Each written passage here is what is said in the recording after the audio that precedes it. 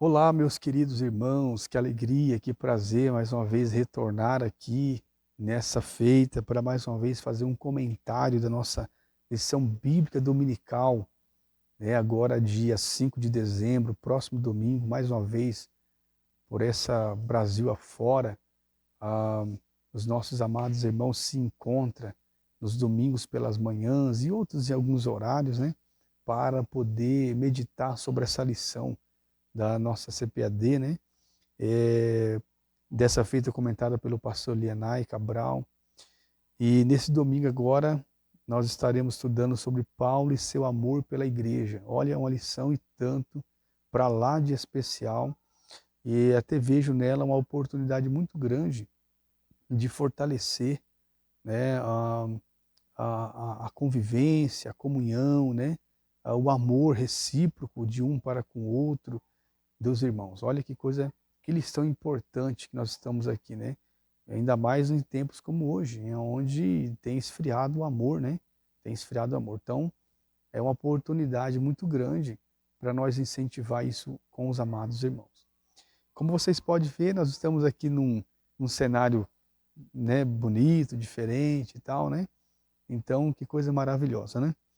Muito bem. Eu vou fazer breves comentários aqui, a fim de que, na verdade, você que é professor, você que é aluno, você que é irmão, você que vai acessar esse conteúdo, possa de alguma forma ter de Deus uma luz em relação ao assunto e à sua vida também, porque o objetivo é a expansão do reino, é nós crescermos enquanto igreja e contribuirmos um com o outro, uns com os outros, né, para sermos assim edificados, fortalecidos. Glória a Deus por isso.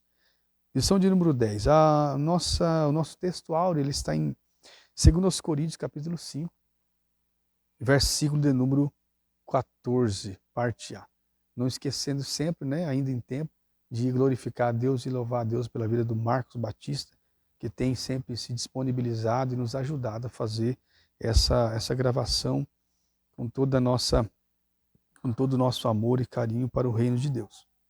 2 Coríntios 5, verso 14, parte A, diz assim: porque o amor de Cristo nos constrange. Olha que expressão poderosa do apóstolo Paulo. O amor de Cristo nos constrange. Então eu penso que Paulo estava como que dizendo, olha, esse amor, o que ele fez, o que ele provou, a ação movida por esse amor nos deixa sem graça, de tanta profundidade, de tanta, né, é, tanto empenho que Cristo teve por nós, né? E constrangido por esse amor, Paulo, ele fazia o quê? Ele amava o corpo de Cristo, que é a sua igreja. Ele demonstrava esse amor. E a verdade prática também vai fortalecer isso, quando ela diz assim: o amor cristão não é um sentimento egoísta. Não tem como você dizer que ama de forma egoísta. Não tem como você dizer que ama apenas por palavras, né, de forma egoísta, mas o sacrifício dos próprios desejos para o bem dos outros. Amar, no contexto de igreja, implica nisso. Você e eu sacrificarmos. Porque esse padrão de amor é o padrão de Cristo, é o padrão da cruz. Ele se entregou por nós, ele morreu por nós, ele sofreu por nós, né? Sofreu injustiça por nós. Então, ele pede também que nós amemos dessa forma. E essa é a forma de conduta cristã. Esse é o amor dentro do cristianismo. Então, o cristianismo não é uma religião, como muita gente tem pensado, de se estudar, de apenas de leitura. Não, o amor dentro do cristianismo, o amor cristão de Cristo, ele é de prática, ele é de essência, ele é de sacrifício, muitas vezes ele é de dor, é de suportar, 1 Coríntios 13, tudo sofre, tudo suporta. Esse amor que é a essência da vida cristã, né? Se nós não vivemos dentro desse padrão, nós estamos, a bem na verdade, ainda fora do que o próprio Cristo pediu. Bom, o nosso objetivo geral dessa lição, como você pode ter na sua também, é compreender o amor pela igreja. Então, compreender esse amor pela igreja, por que que nós devemos exercitar, praticar, na verdade, esse amor de uns para com os outros. Qual a importância disso? Primeiramente que, a bem da verdade, esse amor, se nós não praticamos, se nós não vivemos esse amor de um para com o outro, nós estamos em falta. Nós estamos em falta. Na verdade, João vai dizer assim, que se nós dissermos que amamos a Deus e não amamos ao nosso irmão, nós somos mentirosos. Porque como nós podemos dizer que amamos a Deus, que amamos o nosso, que não amar o irmão ao qual vemos, que estamos vendo, e dizer depois que amamos a Deus que nós não vemos? Então João está dizendo assim, olha, não tem sentido você dizer que ama a Deus e aborrece, e odeia e não ama a seu irmão. Então você vê que partindo desse ponto, o amor para com os nossos semelhantes irmãos próximos, ele é essencial, também implica na salvação. É uma coisa para nós atentar. Não tem como ignorar essa realidade, não tem como nós desprezarmos isso. E a lição ela vai tratar também dessa situação, né? Ela destaca o amor de Paulo pela igreja, ela vai relacionar o amor com a fé na igreja, e vai elencar as 3 virtudes na igreja de Tessalônica, ou seja, fé, amor e esperança. Então, qual o contexto da igreja? O contexto da igreja é fé. Nós servimos a Deus pela fé, nós adoramos pela fé, nós cooperamos pela fé, nós contribuímos pela fé, nós oramos, enfim, tudo que se faz é pela fé. E isso é tão verdade que o apóstolo Paulo chega a dizer que tudo que fizermos sem fé é pecado. Se nós fizer algo indecisamente, de forma muito assim dividida, ou com outros padrões que não seja de fé ou por fé, se torna pecado. E também nós vamos ver a questão do amor. O amor, ele nos fortalece. O amor, ele dá uma força. O amor, ele nos encoraja, né? Muitas vezes a pessoa está amedrontada, intimidada, porque falta amor. Muitas vezes a pessoa não consegue evangelizar porque falta amor. Então, o amor derramado, de Deus derramado nos nossos corações, ele nos encoraja, ele nos faz avançar, ele nos faz enfrentar, porque diz Paulo, né, que Deus não nos tem dado um espírito de covardia, de temor, mas de amor, né, de amor. Glória a Deus por isso. Então, e a outra questão também é a esperança. Nós não somos um povo que vivemos assim ao léu, na casualidade, né, perdidos, sem ter um norte, sem ter um objetivo final. Nós temos um objetivo final. Você pode observar que muitas religiões hoje, por aí afora, nesse mundo afora, que têm um objetivo final, uma recompensas que eles assim crê. Nós também temos, mas a nossa esperança é Cristo, é a sua vinda, é viver com Ele, é adorar Ele eternamente, é conhecê-lo, né? E assim também viver dentro daquele lugar que Ele nos preparou com muito amor. E essa é a esperança final dos remidos crentes na terra, né? E tudo isso pela fé. Bom, seu amor ao Senhor Jesus e o amor recíproco entre os irmãos. Paulo, pelo menos 2 características marcaram a igreja de Tessalônica: o amor por Senhor Jesus e o amor entre os irmãos. Olha que marca maravilhosa dentro da igreja de Tessalônica. O nosso comentarista, pastor Elianai Cabral, ele pega como base esse contexto da igreja de Tessalônica, por ela ser uma igreja, que nem diz Paulo, que era uma igreja amorosa, que tinha muita fé, esperança, que tinha amor uns para com os outros. A marca, o amor deles por Cristo, na verdade, consequentemente, automaticamente, passava para uns para com os outros. Você já parou para pensar a importância que tem da igreja exercitar o amor um para com o outro? A importância que tem de você, como igreja, você se comprometer, você se esforçar, se sacrificar, se envolver com a dor de um outro. que está ao seu lado, né? Então isso Paulo chama até isso de ministério da piedade, que é o se doar, de forma completamente desapegada, desprendidamente, em prol de outra pessoa. Você esquece o seu próprio eu. E isso, a bem na verdade, na prática, isso é muito maravilhoso. Porque muitas das vezes você se envolve com a dor de outra pessoa, ora por outra pessoa, uma oração que você faz, uma visita, uma ajuda em todos os sentidos, que você faz em prol de alguém, a bem na verdade, Deus, ele prontamente se responsabiliza, ele vem com a graça, com o renovo, com umas bênçãos inexplicáveis, né, indizíveis. Isso instantaneamente. Você talvez já teve essa experiência de ao visitar alguém e você, na verdade, parece que sair mais fortalecido do que a própria pessoa, porque você está exercendo realmente o amor na prática, não apenas de teoria. Então Paulo ele vai trabalhar isso, vai elogiar a igreja, né? Até inclusive aqui no primeiro subtópico ele diz assim, o amor como de um pai para um filho, né? Trata-se de um amor como de um pai para um filho. Ele diz assim, por exemplo, para a igreja de Corinto, né? Porque ainda que vocês tivessem milhares de instrutores em Cristo, não teriam muitos pais, pois eu gerei vocês em Cristo Jesus pelo Evangelho.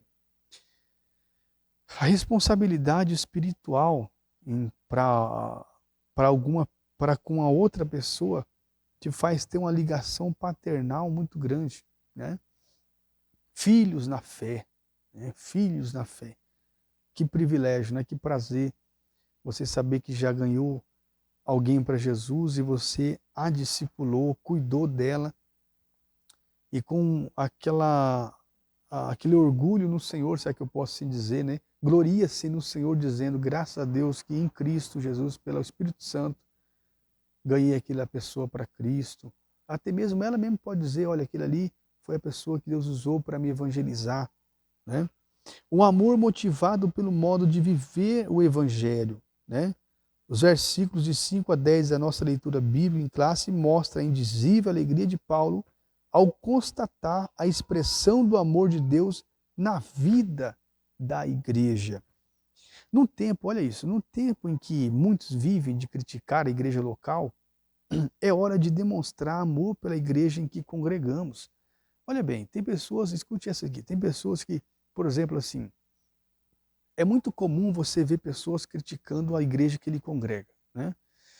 Elencando os defeitos dela, elencando isso, e às vezes ela começa, numa ilusão, começar a procurar a perfeição em outros lugares. Tem pessoas que inclusive têm, eu diria até um certo distúrbio espiritual nesse sentido, porque ela nunca consegue, ela fica sempre de igreja em igreja, porque para ela nunca igreja, nenhuma igreja para ela vai ser bom o suficientemente. Mas ela fica numa ilusão porque ela pensa assim, olha, essa igreja em que eu estou, o fulano, o beltrano, o sistema, o louvor, e começa a colocar os defeitos naquela organização daquele local.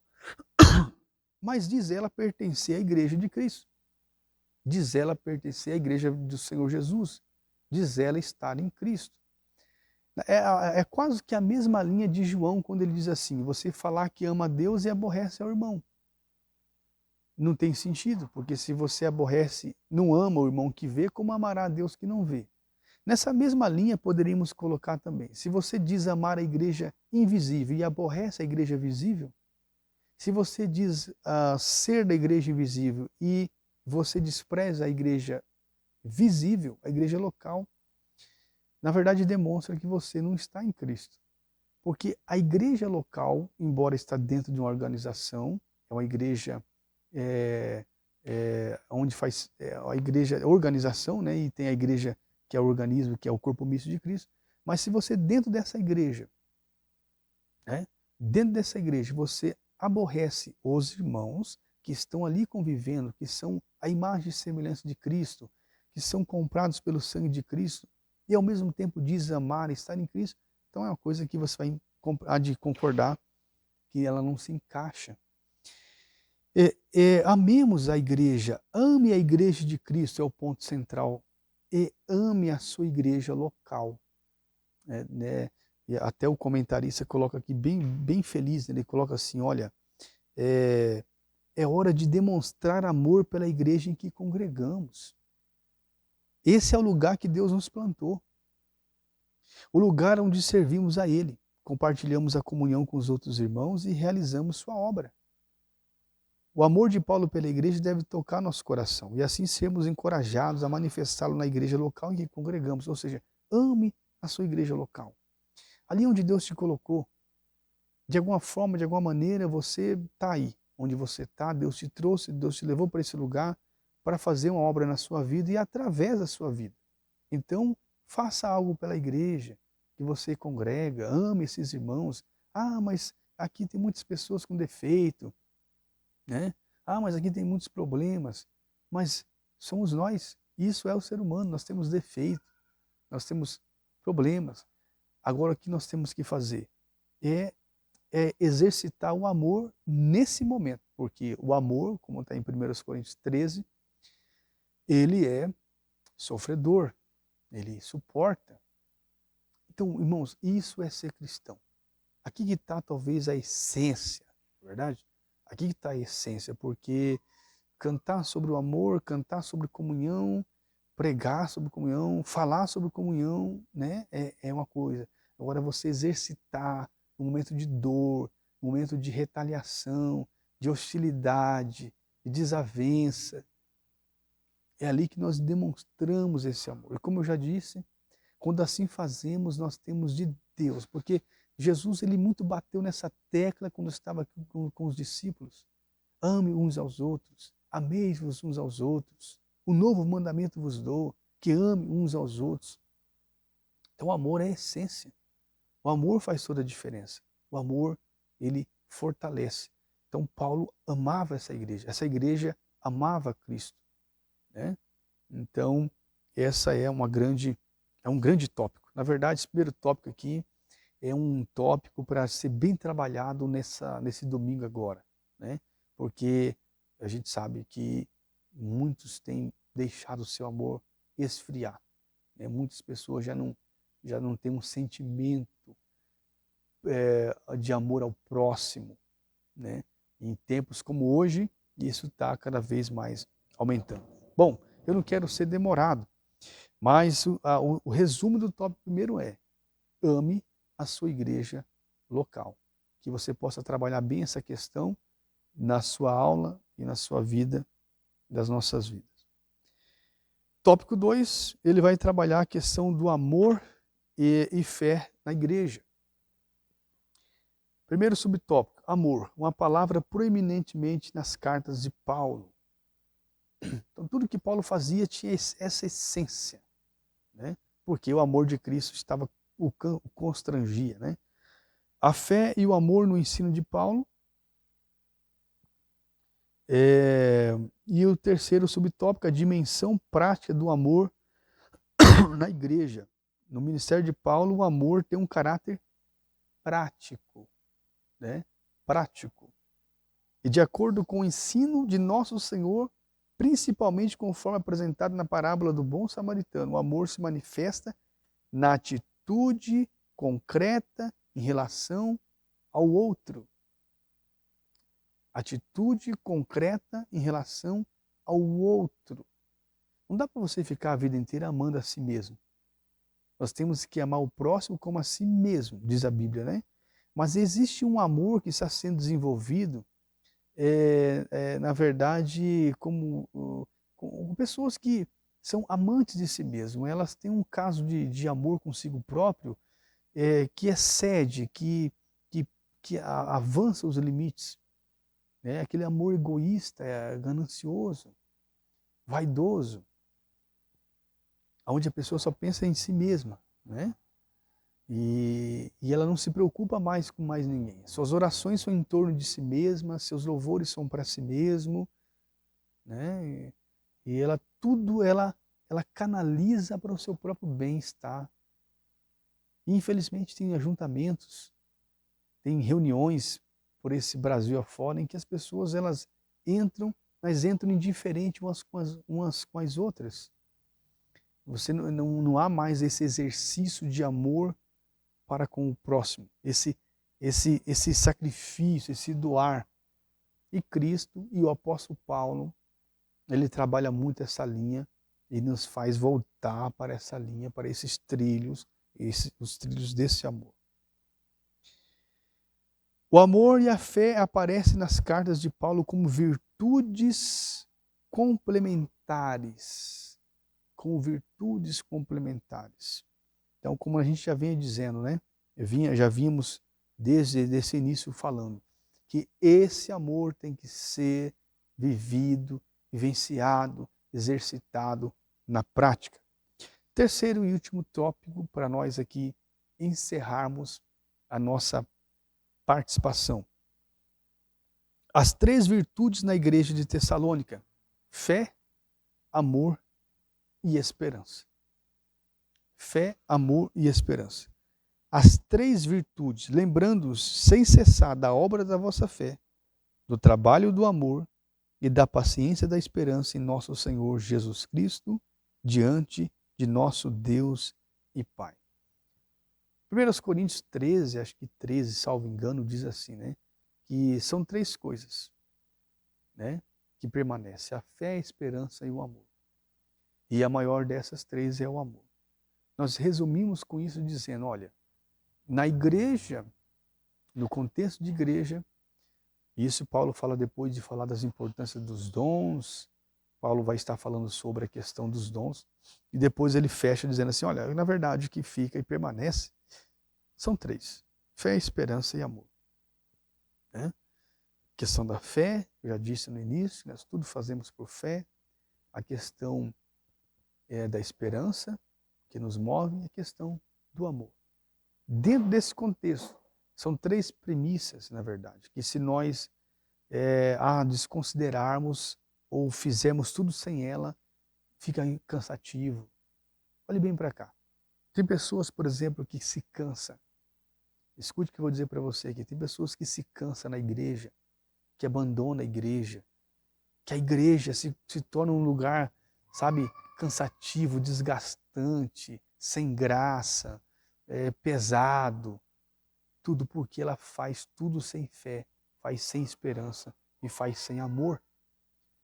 Desde qualquer atividade dentro da igreja, né, que nós fizermos, o músico que toca, né, tem um aqui aqui diante de mim tem um músico, o irmão que cuida da porta, a pessoa que limpa, desde as outras coisas mais complexas. Se nós fizer tudo isso sem fé, sem esperança, sem amor, isso parece que nos castiga, nos coloca para baixo, tira o nosso ânimo, tira a nossa alegria de servir a Deus, porque dentro desse contexto, dentro dessa jornada, dentro desta vida cristã, não consigo fazer apenas com talento, não consigo fazer apenas com boa vontade. Isso é importante? Claro que tem a sua importância, mas não se resume só a isso.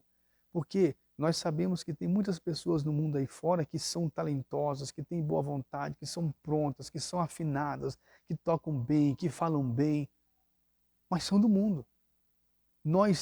Isso tudo é importante, mas muito mais do que isso. É você ter fé, né?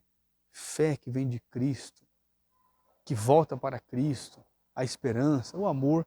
Olha, isso faz toda a diferença. Aí no tópico 3 vai ser trabalhado mais a questão da virtude do amor, a virtude da esperança.